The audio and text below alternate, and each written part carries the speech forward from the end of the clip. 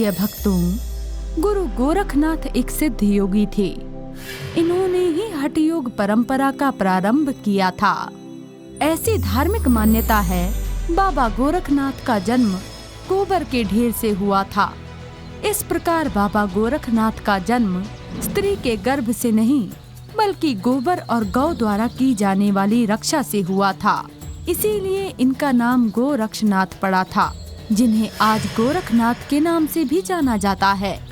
गोरखनाथ ने ही नाथ योग की परंपरा शुरू की थी, जो कालांतर में नाथ योग को मानने वाले नाथ योगी कहलाए और इनको भगवान शिव का अवतार माना जाता है।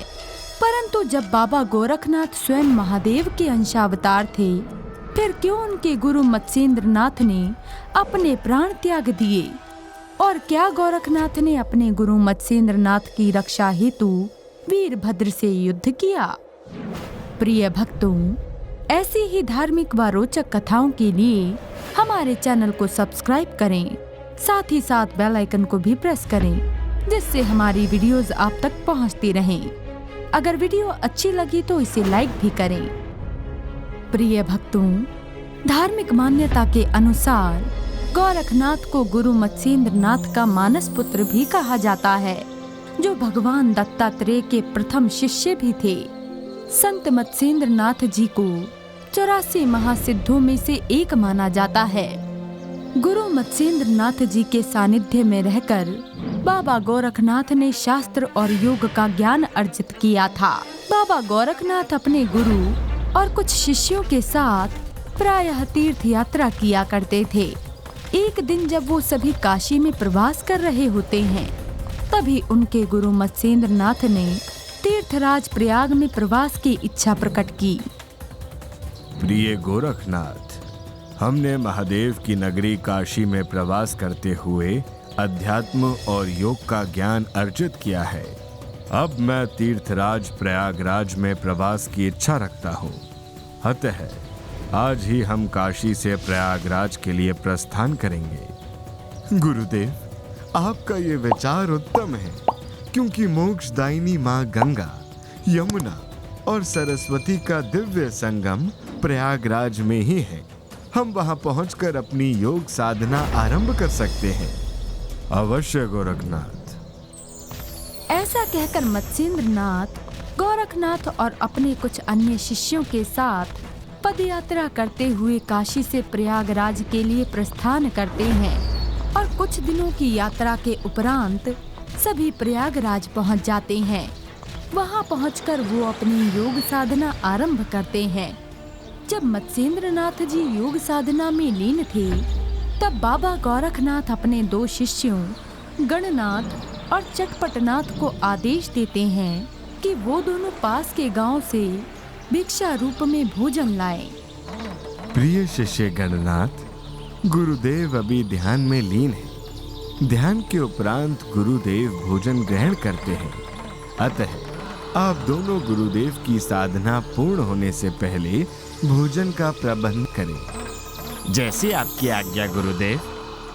ऐसा कहकर चटपटनाथ और गणनाथ पास के गांव में भोजन हेतु घर घर जाकर भिक्षा मांगते हैं। परंतु वो दोनों जिस भी घर के द्वार पर जाते, तो उस घर का स्वामी बड़ी सहजता से उन्हें मना कर देता। ये देखकर उन दोनों सन्यासियों को कुछ समझ नहीं आता, आखिर क्यों ग्रामीण उन्हें भिक्षा नहीं दे रहे हैं। जिसके बाद दोनों सन्यासी एक अन्य ग्रामीण के द्वार पर पहुंचकर भिक्षा मांगते हैं। अलख निरंजन, भिक्षाम देहि। बाबा, मुझे क्षमा करें, आज मेरे घर भोजन नहीं बना है, अतः आप किसी अन्य घर से भिक्षा मांगे। कोई बात नहीं बच्चा, सदा सुखी रहो। आज सभी ग्रामीण भिक्षा देने से क्यों मना कर रहे हैं? ये बात मुझे कुछ समझ नहीं आ रही है। हमें शीघ्र ही इस विषय में पता करना होगा। आखिर सभी ग्रामीण भिक्षा क्यों नहीं दे रहे हैं? हाँ मित्र, मेरे मन में भी यही प्रश्न उठ रहा है। आपस में ऐसी बात करते हुए गणनाथ और चटपटनाथ एक अन्य ग्रामीण के घर भिक्षा मांगने हेतु पहुंच जाते हैं। अलख निरंजन, भिक्षाम देहि। बाबा, हमारे घर में 2 दिनों से चूल्हा ही नहीं जला है, फिर कहाँ से भोजन बनेगा? देखिए, घर के छोटे छोटे बालक भोजन के लिए रो बिलख रहे हैं। बाबा, हमें क्षमा करें। बच्चा, आपसे एक प्रश्न पूछना था।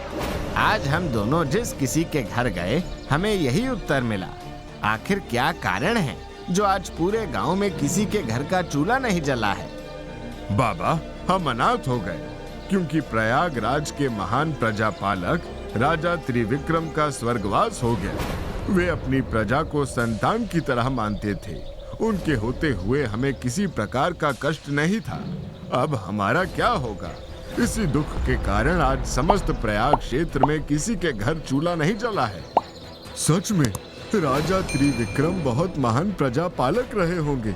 देखो, तभी उनकी प्रजा ने अपने राजा की मृत्यु के शोक में अन्न जल का त्याग कर दिया है। चटपटनाथ और गणनाथ अब ये जान चुके थे कि आज किसी भी ग्रामीण के घर से भिक्षा नहीं मिलेगी। वो दोनों बिना भिक्षा लिए अपने गुरु गोरखनाथ के पास पहुंच जाते हैं। परंतु जब बाबा गोरखनाथ उन्हें खाली हाथ आता देखते हैं तो वो क्रोधित होकर बोलते हैं, आप दोनों ने आने में इतना विलंब क्यों किया? और भिक्षा में मिला भोजन कहाँ है? गुरुदेव, हमें क्षमा करें, क्योंकि जब हम दोनों ग्रामीणों के घर भिक्षा मांगने गए तो किसी ग्रामीण के घर भोजन नहीं बना था, इसलिए हमें आपके समक्ष खाली हाथ आना पड़ा। आखिर ऐसा क्या हुआ ग्रामीणों के साथ जो उनके घर चूल्हा नहीं जला? प्रभु, यहाँ के प्रजापालक राजा त्रिविक्रम का स्वर्गवास हो गया है, जिस कारण समस्त प्रजा शोक संतप्त है और इसलिए उन्होंने अपने प्रिय राजा के शोक में अन्न जल त्याग कर दिया है। प्रभु, हमने ग्रामीणों के मुख से ये कहते हुए सुना है कि जब उनके राजा ही इस संसार में नहीं रहे तो उनके बिना हम लोग भी नहीं जी सकते हैं। इसलिए समस्त ग्रामीणों ने अन्न जल का त्याग कर दिया है ताकि वे सभी अपने प्रिय राजा के साथ परम धाम जा सकें। तभी मत्स्येंद्रनाथ अपनी साधना से चेतन अवस्था में आते हैं और अपने शिष्य गोरखनाथ से कहते हैं, पुत्र गोरखनाथ, राजा त्रिविक्रम वास्तव में प्रजा वत्सल व न्याय प्रिय राजा थे। वे प्रजा को अपनी संतान के समान प्रेम करते थे। फिर भला प्रजा ऐसे राजा को खोने का शोक नहीं करेगी तो क्या करेगी? गुरुदेव, ऐसे प्रजापालक राजा को आप अपनी शक्ति से पुनर्जीवित कर दीजिए। मुझसे उनकी प्रजा का ये दुख देखा नहीं जा रहा है। गोरखनाथ, मैं राजा त्रिविक्रम को जीवित नहीं कर सकता। गुरुदेव, आखिर क्यों? आप तो भगवान दत्तात्रेय के परम शिष्य हैं। आप तो 84 महासिद्धों के ज्ञाता हैं। फिर ये कैसी असमर्थता? गोरखनाथ, ये केवल मेरे सामर्थ्य में नहीं, अपितु किसी के सामर्थ्य में नहीं है। गुरुदेव, अगर आप ऐसे धर्मनिष्ठ और प्रजापालक राजा को जीवित नहीं कर सकते हैं तो मैं राजा त्रिविक्रम को जीवित करूंगा। अगर मैं ऐसा नहीं कर पाया तो मैं अपने प्राण त्याग दूंगा। गोरखनाथ, आवेश में आकर तुमने ये कैसी प्रतिज्ञा कर ली? बिना सत्यता को जांचे तुम प्राण त्यागने जा रहे हो। गुरुदेव, अगर मैं ऐसी पुण्यात्मा को जीवित नहीं कर पाया तो मेरी साधना का क्या मोल? पुत्र गोरखनाथ, मैं तुम्हारा गुरु हूं। अगर मैं राजा त्रिविक्रम को जीवित नहीं कर सकता तो उसके पीछे अवश्य ही कोई कारण होगा। क्या कारण जो मैं नहीं जान सका? गोरखनाथ, राजा की आत्मा ब्रह्म तत्व में विलीन हो चुकी है। अब उसे पुनः पृथ्वी पर वापस नहीं बुलाया जा सकता। परंतु बाबा गोरखनाथ अपनी प्रतिज्ञा पूरी करने के लिए अपने दोनों शिष्यों को चिता के लिए लकड़ियां इकट्ठा करने का आदेश देते हैं। ये सुनकर मत्स्येंद्रनाथ और उनके दोनों शिष्य दुखी हो जाते हैं। तभी मत्स्येंद्रनाथ गोरखनाथ से कहते हैं, पुत्र, तुम्हें नाथ संप्रदाय को और आगे ले जाना है, इसलिए अपना ये हठ त्याग दो। गुरुदेव, आवेश और अज्ञानतावश मैंने ये प्रतिज्ञा ली है। अगर मैं अपने वचनों की सत्यता पर खरा नहीं उतरता फिर मेरे इस ज्ञान और साधन का नाश हो जाएगा। अब यही मेरा प्रायश्चित है। गोरखनाथ एक हठी बालक की भांति अपने प्राण त्यागने का निश्चय कर लेते हैं। परंतु मत्स्येंद्र नाथ ये बिल्कुल नहीं चाहते थे कि गोरखनाथ अपने प्राण त्यागें, क्योंकि अभी गोरखनाथ को जगत कल्याण हेतु बहुत से कार्य पूरे करने थे। इसीलिए मत्स्येंद्र नाथ गोरखनाथ जी को एक उपाय बताते हैं। पुत्र, तुम अब अपना ये हठ त्याग दो, क्योंकि मेरे पास इस समस्या का एक उत्तम उपाय है। कैसा उपाय गुरुदेव? मैं कुछ समझा नहीं। पुत्र, मैं अपनी योग शक्ति से मृत राजा त्रिविक्रम के शरीर में अपनी आत्मा का प्रवेश करूंगा, जिससे राजा त्रिविक्रम पुनः जीवित हो जाएंगे और उनकी प्रजा के शोक का अंत भी हो जाएगा। फिर 12 वर्ष के उपरांत मैं अपने मृत शरीर में पुनः अपनी आत्मा को स्थापित करूंगा। प्रभु, आप ऐसा अनर्थ ना करें, आपके बिना हम सभी अनाथ हो जाएंगे। पुत्र, मैं 12 वर्ष बाद पुनः अपने शरीर में वापस आ जाऊंगा। बस तुम्हें मेरे शरीर को 12 वर्ष तक सुरक्षित रखना होगा। और हाँ, इस प्रकार तुम्हारी प्रतिज्ञा की पूर्ति भी हो जाएगी। क्या ऐसा करना उचित होगा? और जब लोग आपके बारे में पूछेंगे, फिर उन लोगों को मैं क्या उत्तर दूंगा? गोरखनाथ, हमारे पास कोई अन्य मार्ग शेष नहीं है। और हाँ, अगर कोई पूछे तो कह देना कि गुरुदेव तीर्थ यात्रा पर गए हुए हैं। ऐसा कहकर संत मत्स्येंद्र नाथ अपना शरीर छोड़ देते हैं और अपनी आत्मा को राजा त्रिविक्रम के शरीर में स्थापित कर देते हैं। कुछ ही क्षणों में राजा पुनः जीवित हो जाते हैं। राजा को जीवित देखकर समस्त प्रजा उत्सवमयी हो जाती है। परंतु अब गोरखनाथ के समक्ष ये समस्या थी कि आखिर वो अपने गुरु मत्स्येंद्र नाथ का शरीर कहाँ रखें, जिससे शव को कोई हानि न हो, क्योंकि गोरखनाथ और उनके शिष्य लंबे समय तक एक स्थान पर प्रवास नहीं कर सकते थे, क्योंकि उन्हें माया घेर सकती है।